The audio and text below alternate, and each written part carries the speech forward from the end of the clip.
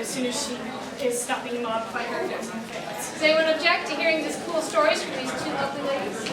Absolutely not. And then you can tell us your ancient story too. Yeah, you know. Do you want somebody be so kind as to go grab us a water from out there? We've got glasses, we just don't have water. Are you okay with this? I guys lifted it up? No, I can use it. Oh, thank you. Thank you. Oh my God, sorry, let's take her next door. So okay. I just told Julie we promised to tell her Asian stories, and she says it's Yes. Very cool. My thingy is from like, what a hero! Look at this. Thank you. Thank you so much. Thank you. These are used. I was thinking your butt was like a bad thing. oh really? They're cool buttons. They're cool butts. We'll tell you what, we will do a quick introduction and then we will segue from the panel in the other room because time and space means nothing this weekend. And that's fine with me. Yes. My name is Julie Ichida. I write science fiction and fantasy and edit it as well. I've got, 14, 15 novels out from Daw. Lots of short stories. No. I don't know. You know, time flies. Just, Roger asked me the other day to just have that number ready. And I said, I keep flying out of my head because I think I keep diminishing it because it feels better. But anyway, so I've been doing this for a long time and I love it. And I'm very privileged to be with these fabulous, fabulous writers who will now introduce themselves. Hi, for those of you I haven't met last hour, my name is Adrienne Kress. I obviously am also an author. I don't have as many books, so I can do little introductions for Yes, but each. you're half my age, girl. Well, I don't even know if I'll ever, honestly.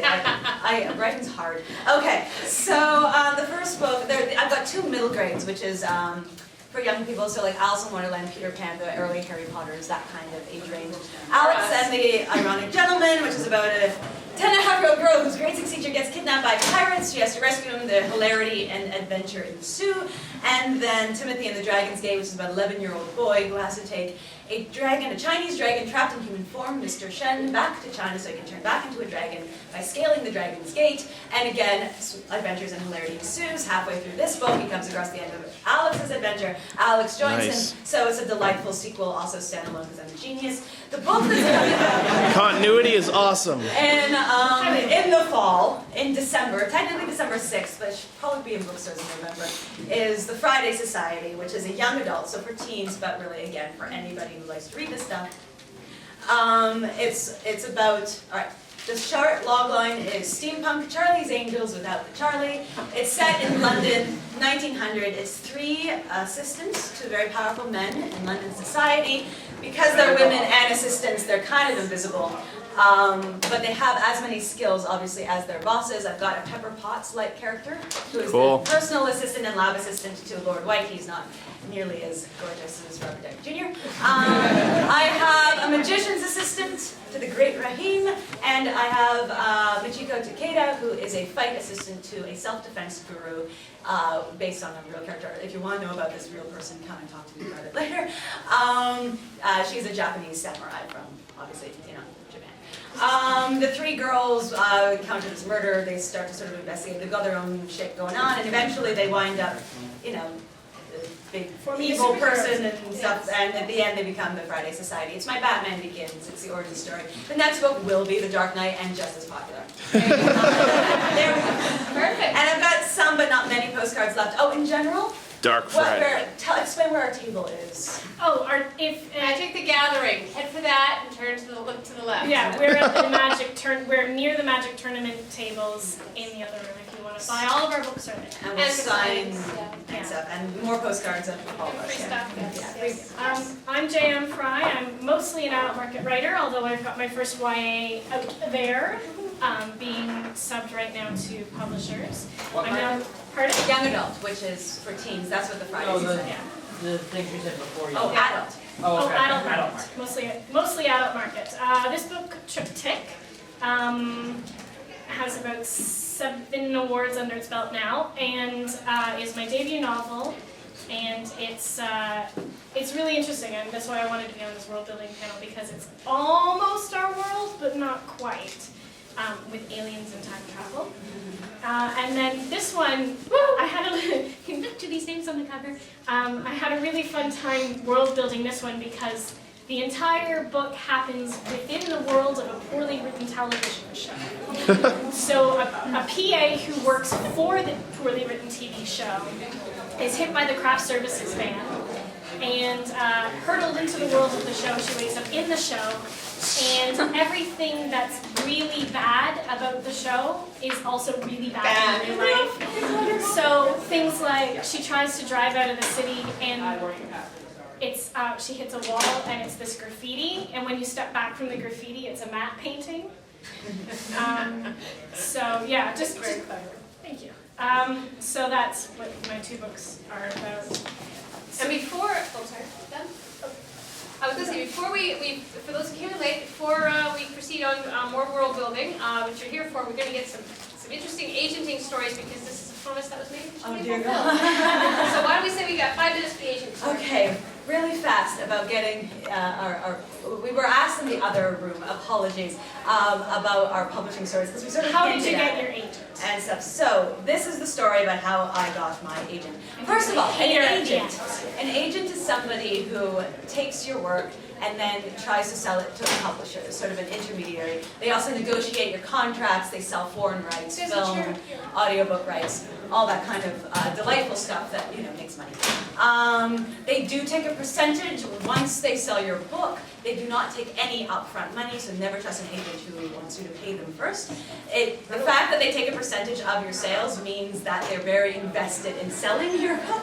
It also means that even though they're taking a percentage, you tend to get a better book deal, a better advance, more money with an agent. So even though you might, so let's say you got $1,000 without, and you get $10,000 with, so you get $8,500 with versus the $1,000, right? Because you give your 15% to your agent. You're still getting a lot more than you would have had you done it on your own. That's the agent thing.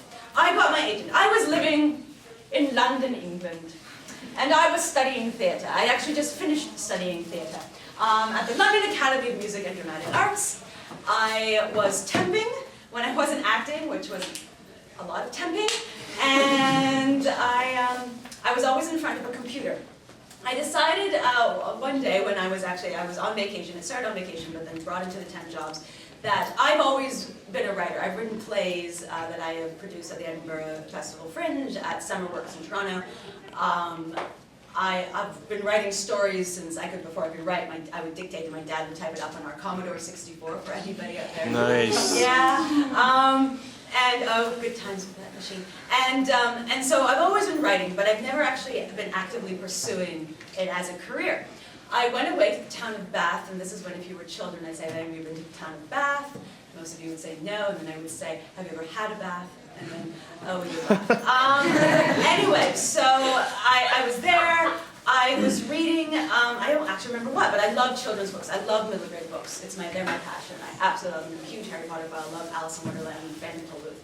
And I just thought to myself, you know what, maybe you should actually try to write a children's book. Because I always try to write detective mysteries and I suck at it. And so I'd always give up on page 18, always 18, I don't know why.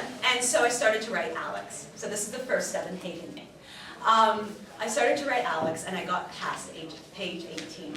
And I kept going, and then I'd be at these temp jobs, not acting, and I'd be in front of a computer, I'd really doing anything as a temp. So I was like, oh. So I just kept writing, and writing, and writing, and I realized I wasn't stopping, and that when I was getting to hard, difficult places that I couldn't, I otherwise would just give up, I pushed through until I got to the other side. I'm like, oh my God, this is interesting. But 3/4 of the way through, I decide, or even a little sooner, I decide, you know what? I wonder how one does get published. It can't be any harder than this acting thing. And it's not. It's equally. But it's, I was like, there must be. So I did some Googling. I found the Bloomsbury website, actually, Bloomsbury's a publisher, had a great list of articles that they'd taken from a publication that I wanted to buy, which a lot of people in the UK use for agents and stuff. Had all these great articles. I learned about agents. And I was like, well, that makes sense. I have an acting agent, of course, and I'm used to all of this kind of thing. And isn't it cool? I have to send them a letter, my first 3 chapters, a synopsis, because it's in the UK, it's a little different. And that's amazing, because I'm used to sending people my headshot and resume. And people go, fuck, resume. They look at my picture and go, no, maybe, yes. They don't know if I can act. They don't know anything about me aside from what I look like and whether I will suit that role. But when I send a query letter, that is my writing. Even if it's just saying, to whom it may concern, please read my book, it's still a demonstration that I can write. So I thought it was so cool. You're already auditioning. You're skipping that first step. So I was like, this is amazing. I perfected my query over Christmas break when I went home to see my parents and they helped me out, their high school English teachers.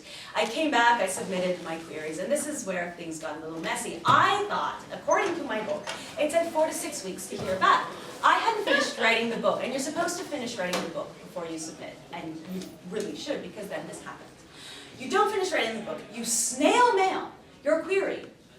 The next day, because London is awesome that way, yay the Royal Mail, you get a phone call from an agency saying, yes, we would like to read the whole thing. Oh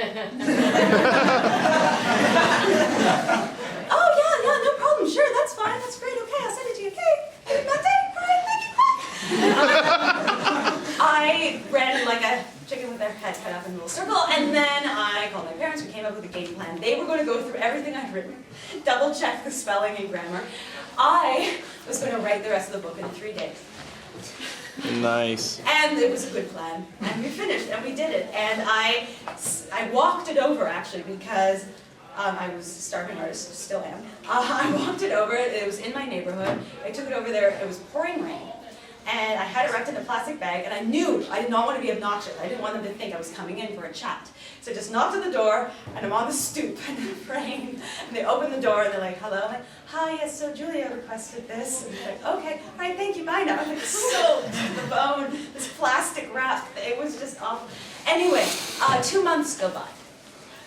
Finally, I check in because I'm an idiot, and that's what I do. I think 2 months is forever. It's not. And I get a call. I talk to the agent. She really likes it, but she has all these suggestions. She wants me to cut at least 10,000 words out of it. So I'm like, okay. I give myself 2 weeks. I do it.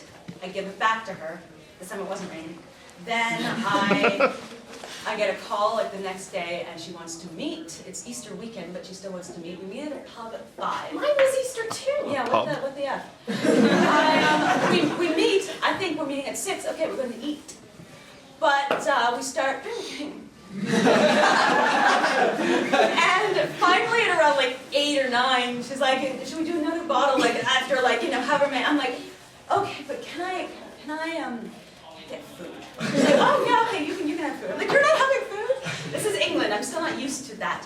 But what was so funny is we had this back and forth, all these conversations. I'm sitting there and I'm like, finally I'm like, okay, so if I do all these things and if, all the stuff we talked about, will you offer representation, basically? And she smiles and she goes, I always like to wait to see how long it will take me. That's absolutely true, they do.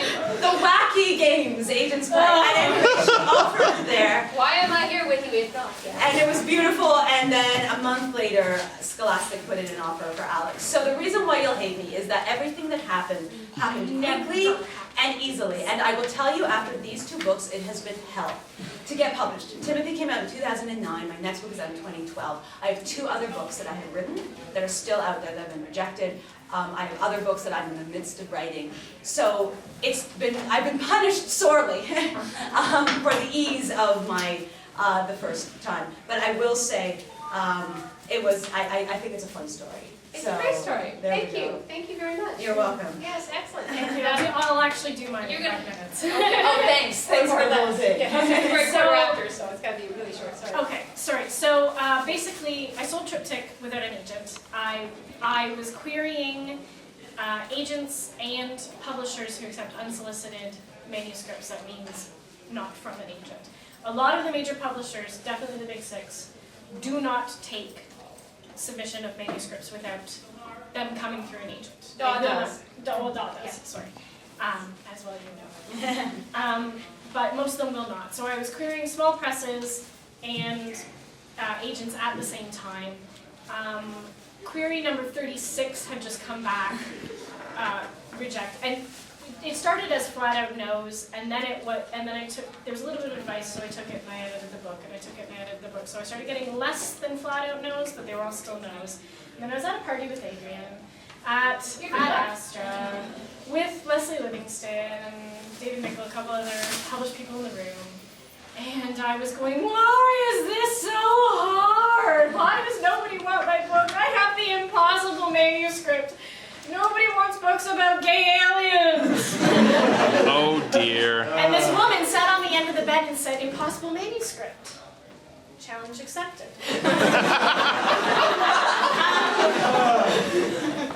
She bought it. She rejected me first, actually. I sent it to her. She rejected it. Acquisitions editor of Dragon Moon Press. She was just having a beer in the room with us. Gabrielle's darling. And she actually rejected me, pending rewrites. I did the rewrites.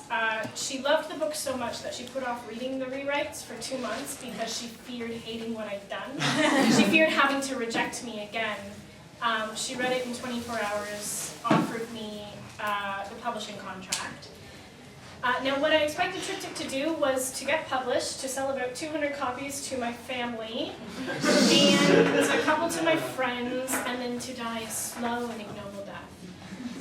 Instead, I got nominated for like everything. I got a star from Publishers Weekly. I had interest from LA. Actually, that was the strange bit, is I got an email from, I still can't say who, a studio, and they were like, oh, are the rights gone? And I went, nope, they're not. We talked to your representation. I went, yeah. And emailed my friend who used to work in publishing, and I went, that entertainment lawyer, that friend that you have. So he did broker part of that deal before it fell through. And then what ended up happening is that because I was getting all of this good feedback on the book in all of these different press areas, and I think there were some whispers around LA about it, 4 separate agents within the same week emailed me and said, are you still seeking representation? Doesn't it say on your website that you're seeking representation? And I went, yes, here's my next manuscript. And they went, okay.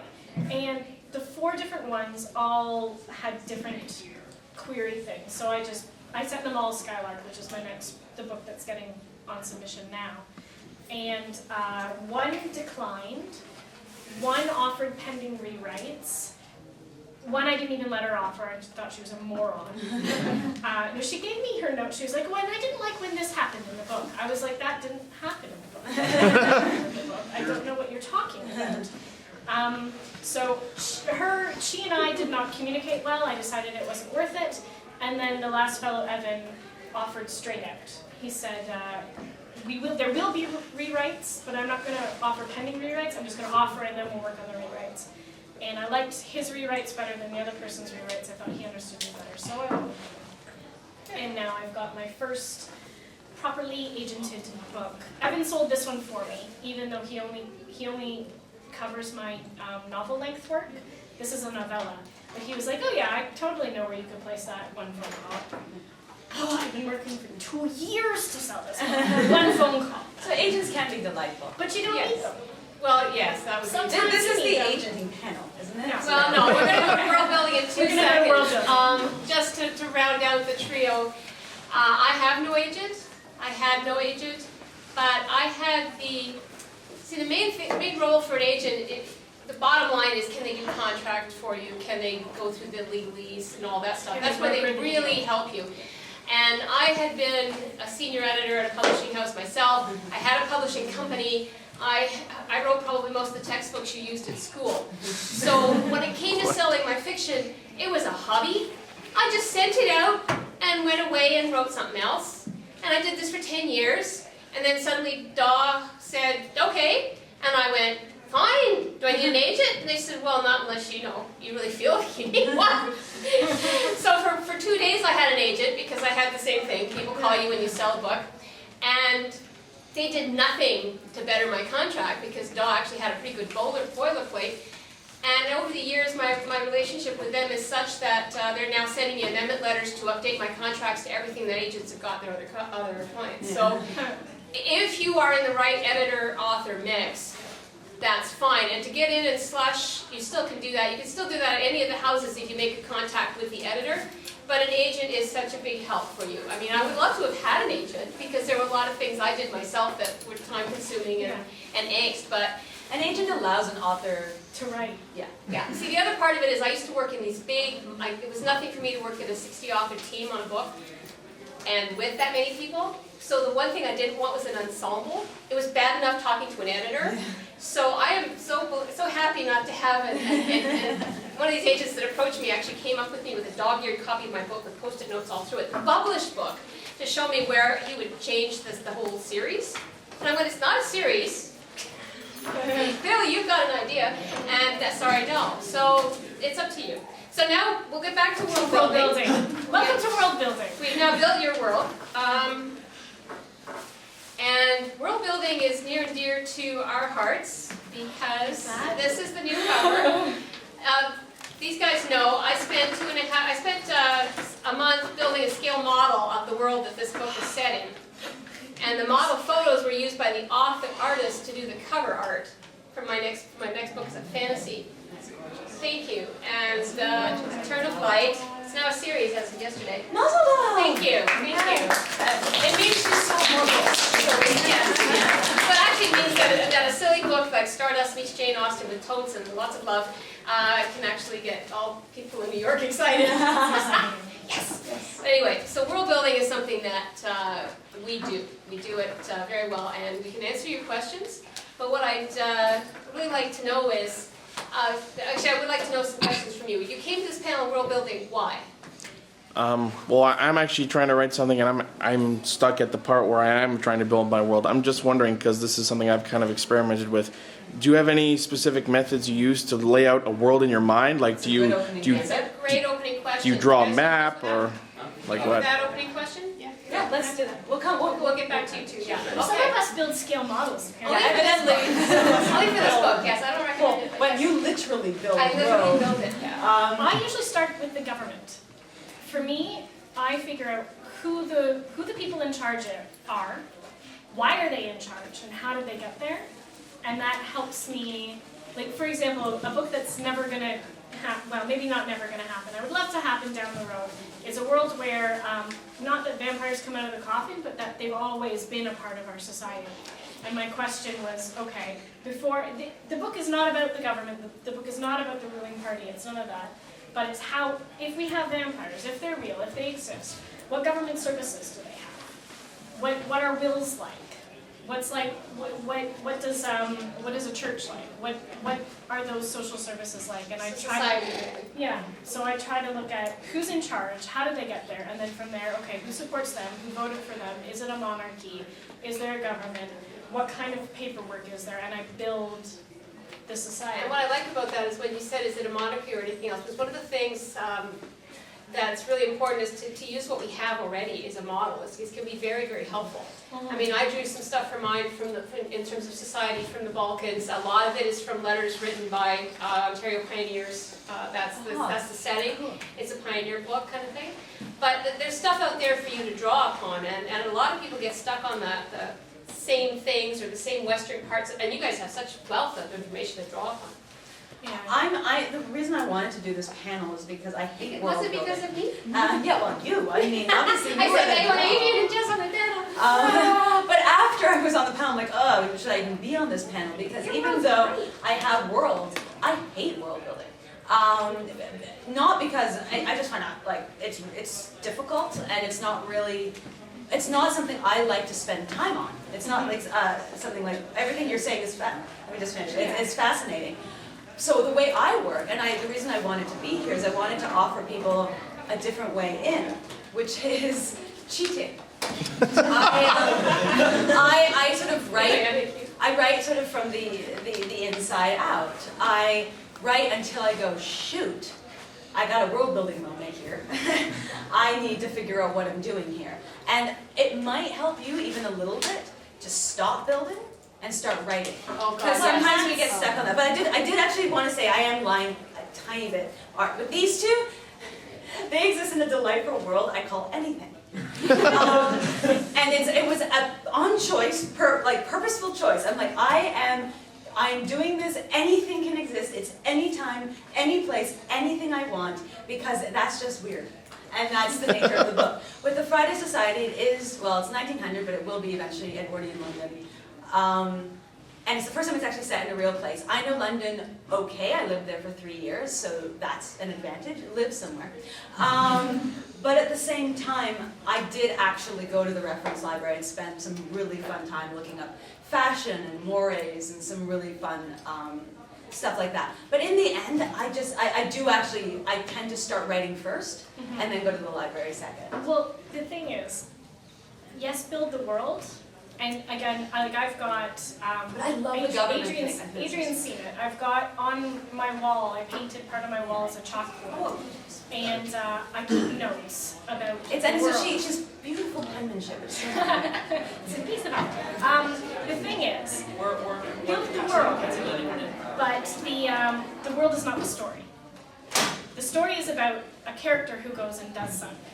So I build the world, and then I go, okay, and I sit down and I start writing it. And when I get to that moment, I mean, my biggest problem was, what kind of swear words would they have? This was my biggest problem. No, seriously, if I've got a world where, I'll tell you, in Skylark, the ruling class worship a female deity, the underclass worship a pantheon, and not really worship, more like bribe them, and then this other nation, they believe in nothing.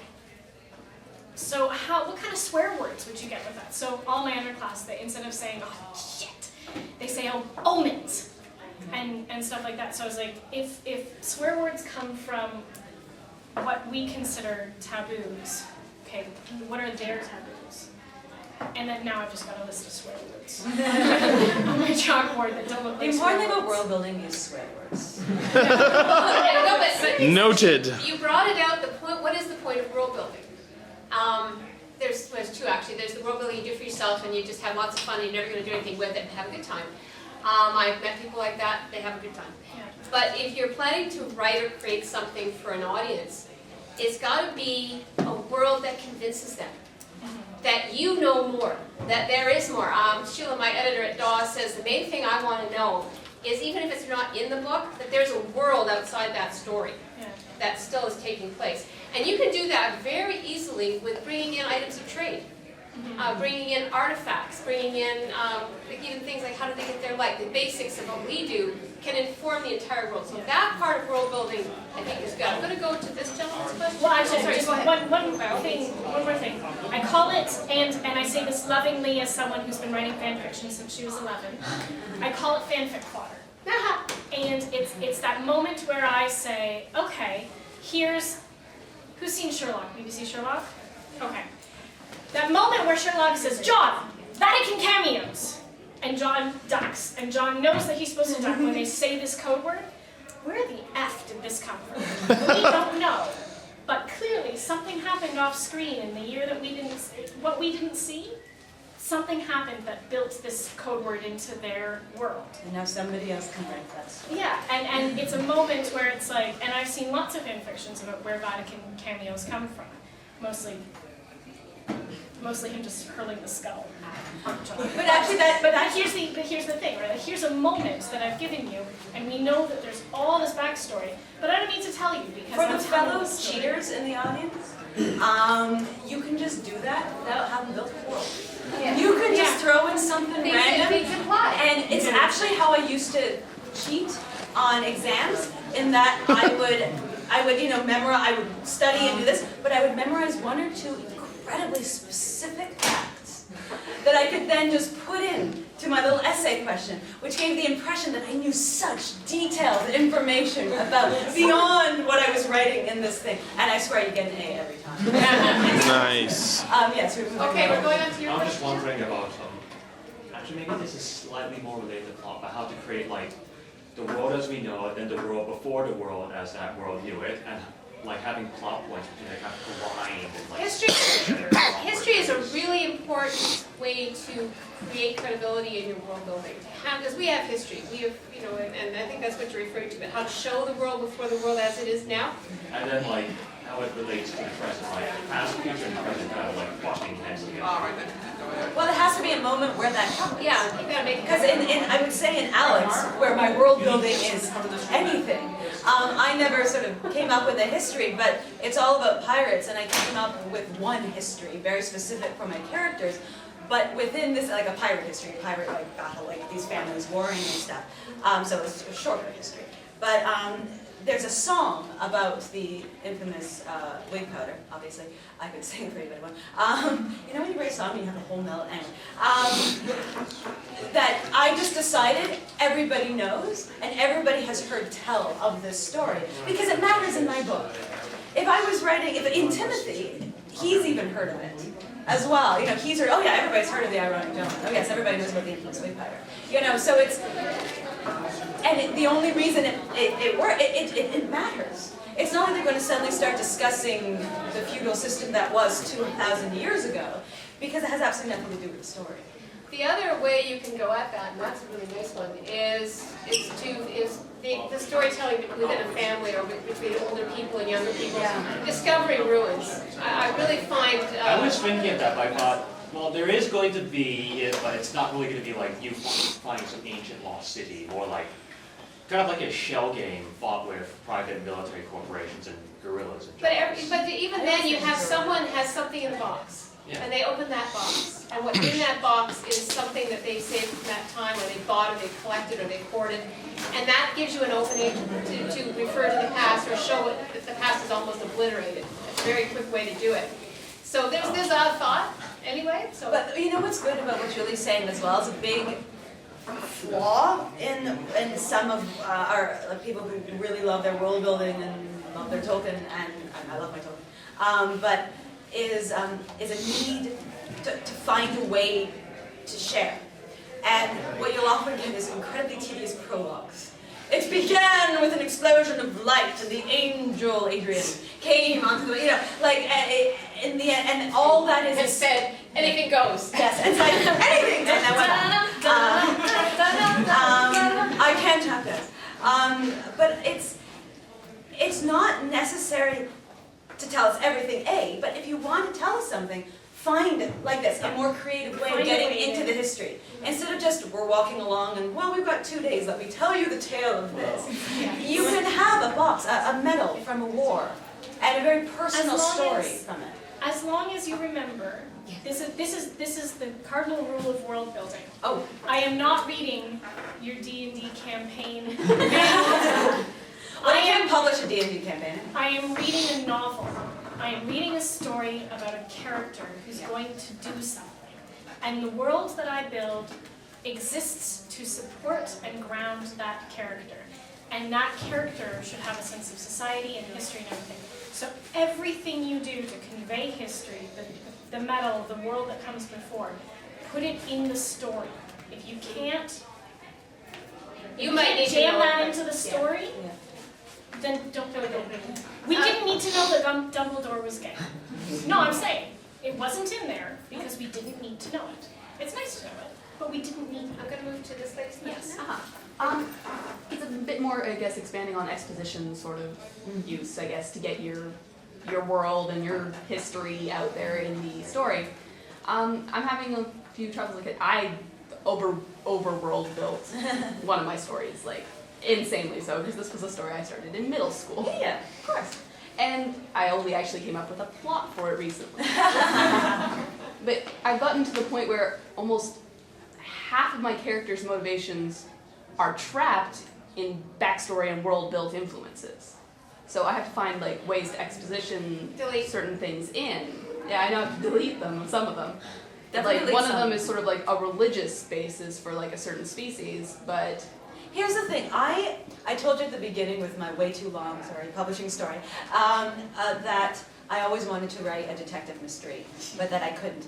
And then I realized, this is the second half, that all my books are detective mysteries. Because I was going to say. at the end, especially the Friday Society, but like at the end of each of these books, my villain monologues. Now it would be the same kind of monologue that the detective would do when in the Agatha Christie novel, like gathering everybody around the drawing room, explaining how all the clues fit together, and this is the murderer, etc.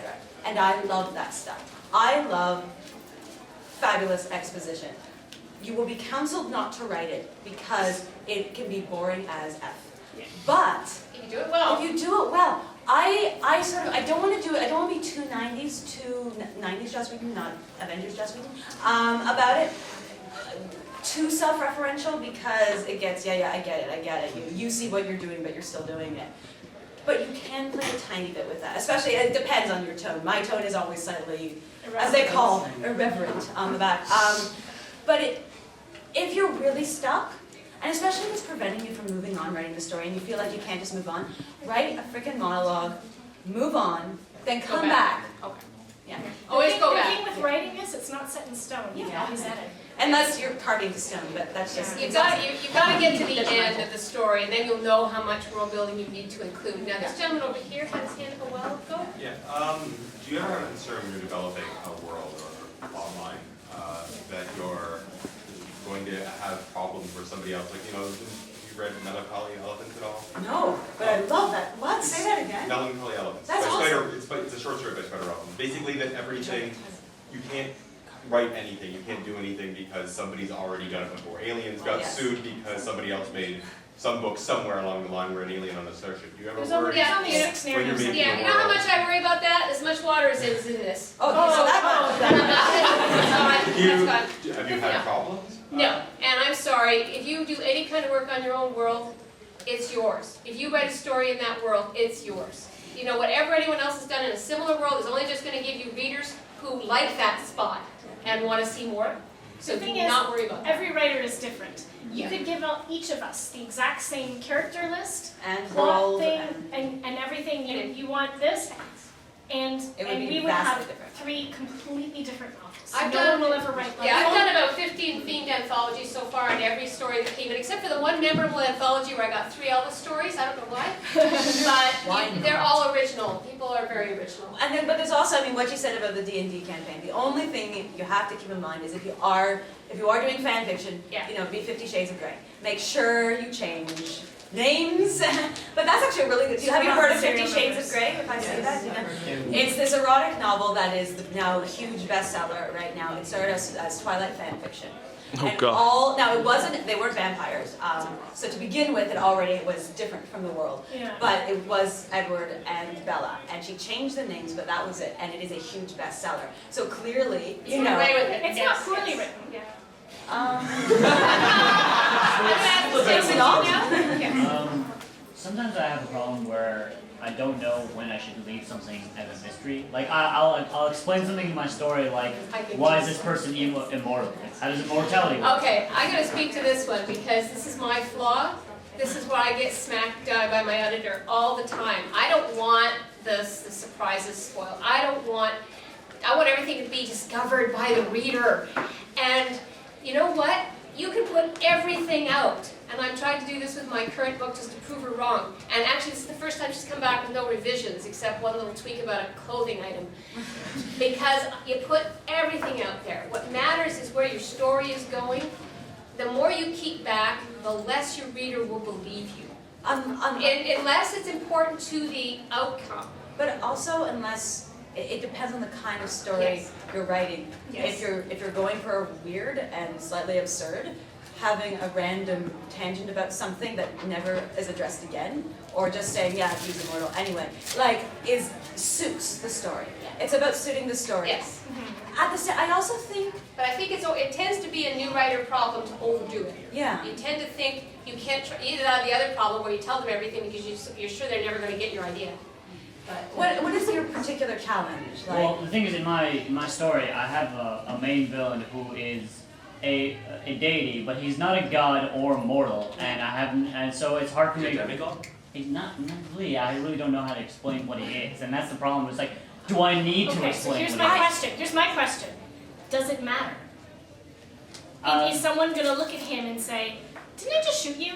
How are you not dead? If he just says, oh, well, I'm a deity, are they going to go, oh, all right? Or are they going to, is this a major plot point? Does it matter?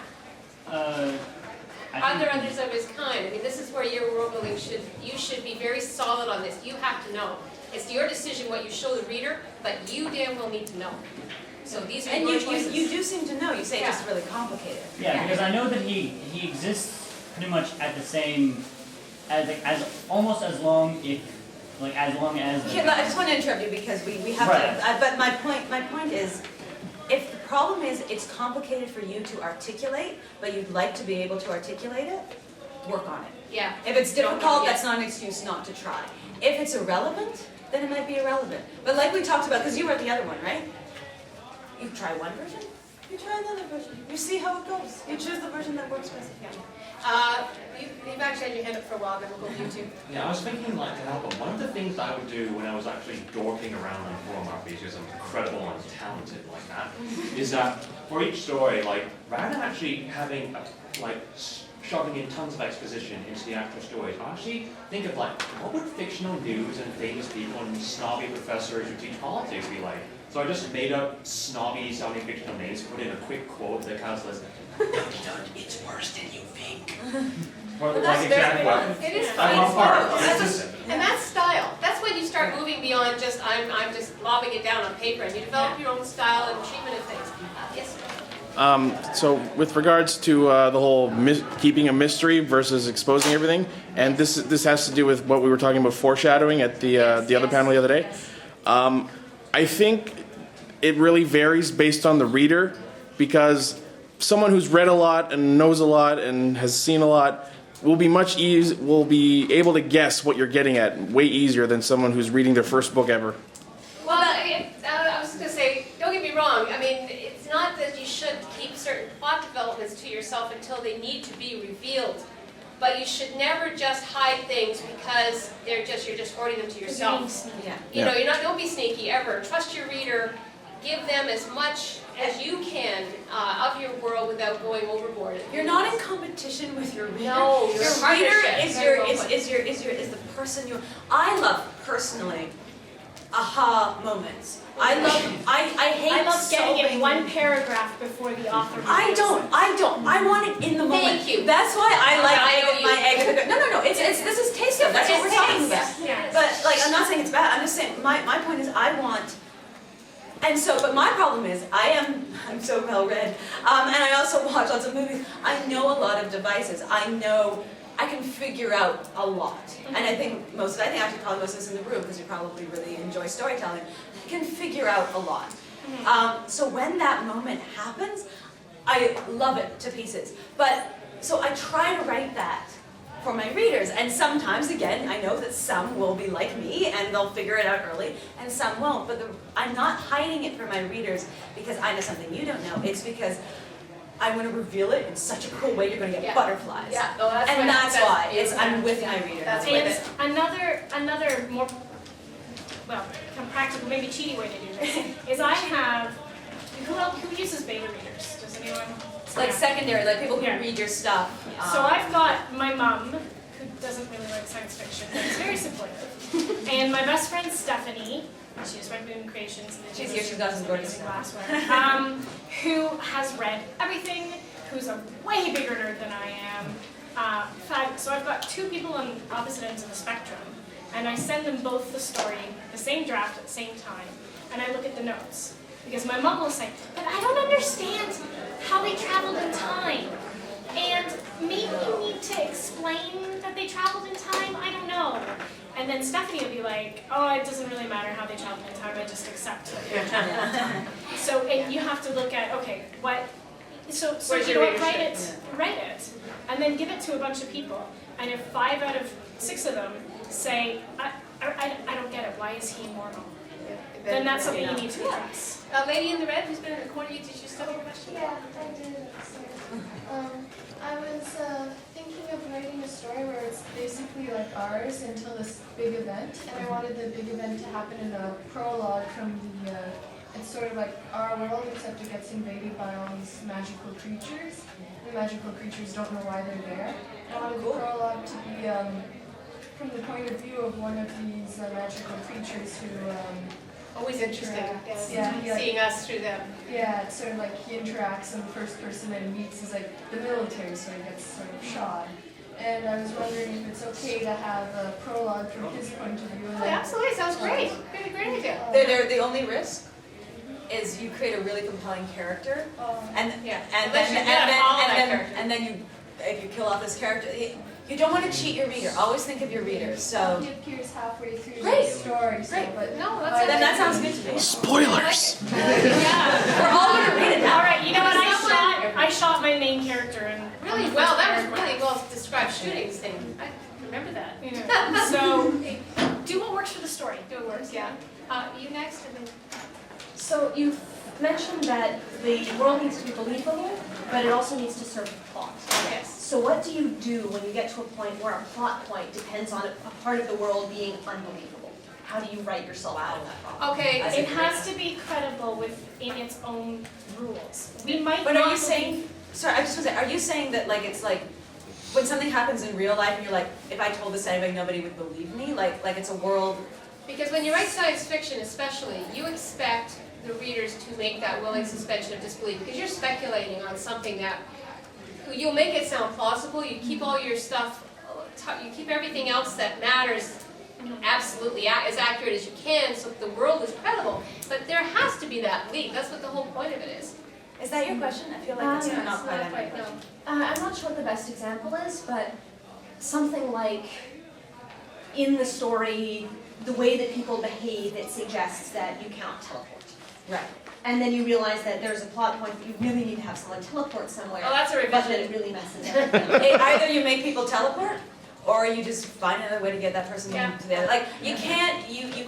You can. I like to say cheating because I find it fun. But you It's don't in the book. violate your own rules. No, I don't. I mean, I cheat in that I don't. I'm not Tolkien. I don't have maps on my walls. I don't have this amazing. I wish I did. Like I tried to as a kid and I realized I suck at this. But you can't cheat the reader. You can cheat yourself. You can cheat anybody else, but it has to be consistent to the reader. And like I said before, it's not written in stone. If you get to the point where you need a teleportation device, you sit back and you say, okay, either my world has teleportation devices or it does not. If it does, then I need to go back and seed them in, just sprinkle them in and be like, okay, yep, so there's a mention of one here and there's one in the news. Sitting in the bus, he's listening to the news, and he said, "Oh my gosh, you've got to do that teleportation device." And then later on in the story, "Oh, I know what I need." 5 minutes. There was a gentleman back here who's waiting a while. Yes. How do you know when you have too much depth or too much detail? And Your readers skip When it. somebody, yeah, when you're skipping. Yes, thank you. Yes. So I actually, from my point of view, it depends on the story. Some stories, the less detailed, I mean, you want your action to keep moving and that sort of thing, and you'll know that yourself. But some places, give us an example. well, what I mean is that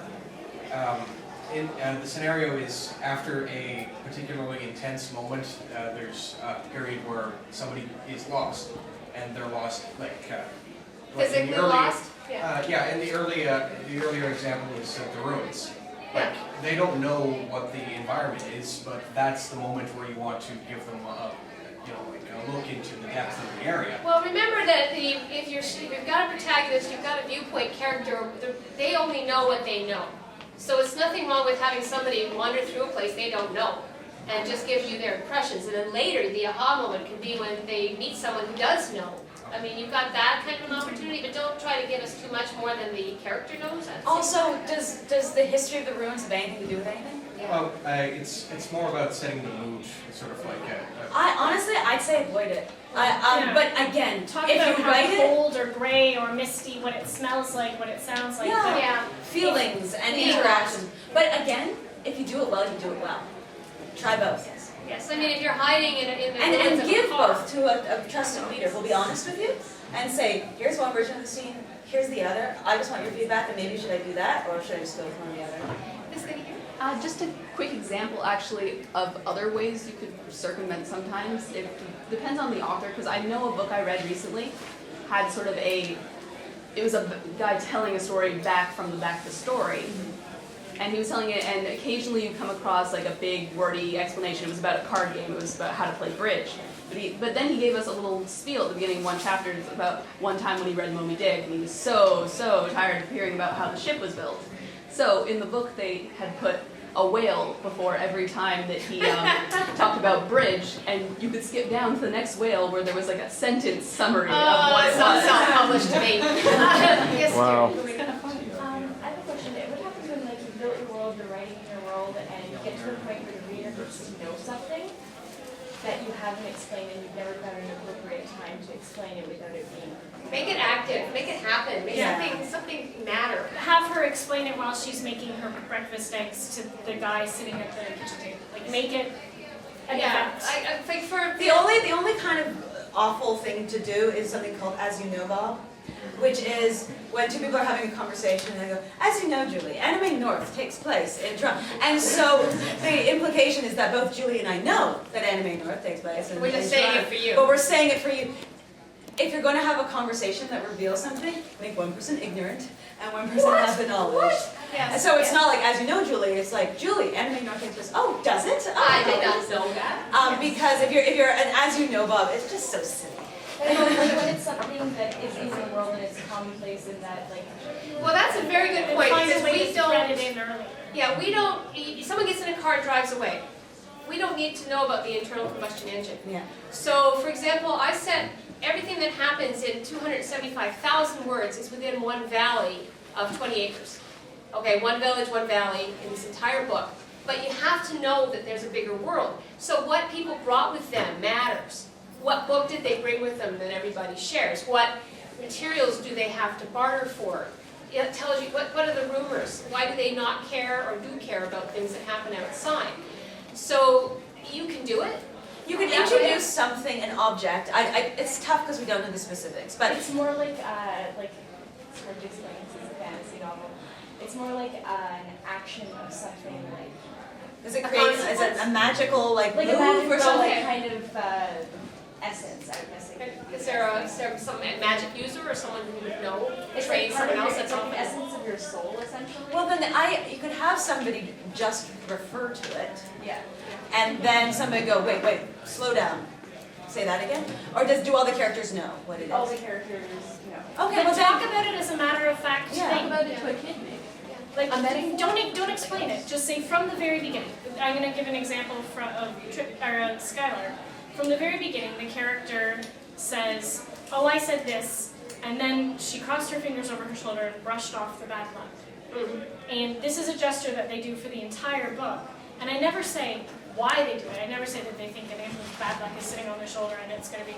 I just said she crossed her fingers and brushed the bad luck off her shoulder, and it's just a gesture. But now you've set it up. You said That this is a don't piece. feel obligated either to reveal what this is Yes. at one go. Just have You it can happen. introduce one concept here, and then another concept there, and an example here, and throughout get the idea and get it across by the time you need it And- for yes. all of them to be. And across. characters who know and characters who don't. We got time for 3 questions. You, then you, then you. Okay? Very quick. Do any of you do most of your world building after you've already written the first draft? Because I've written like I- like I 9 said, I cents of read my first. novel, and they're basically running around in generic fantasy setting number 3.